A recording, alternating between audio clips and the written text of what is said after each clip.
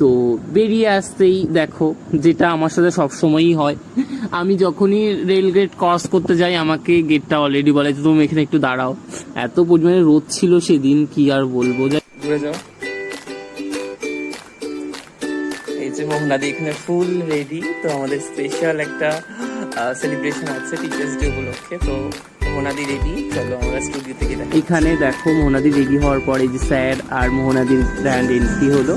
Entry হওয়ার পর এখানে স্যার প্রদীপ জ্বালানোর পর আমরা একে একে যারা যারা ছিলাম, মোহনাদি এসে প্রদীপ জ্বাললো, তারপরে তানিয়াদি ছিল, তো তানিয়াদি এসে প্রদীপটা জ্বালালো। তারপর ছিলাম হচ্ছে আমি প্রদীপ জ্বালাচ্ছিলাম, বাট আমার অতটা খেয়াল নেই যে আমার চুলটা সামনে এসে আমার মুখটাই দেখা যাচ্ছে না। তো যাই হোক, ওখান থেকে আমরা সবাই মিলে প্রদীপ জ্বালানোর পর এই যে সবাই ভগবান আমাদের এখানে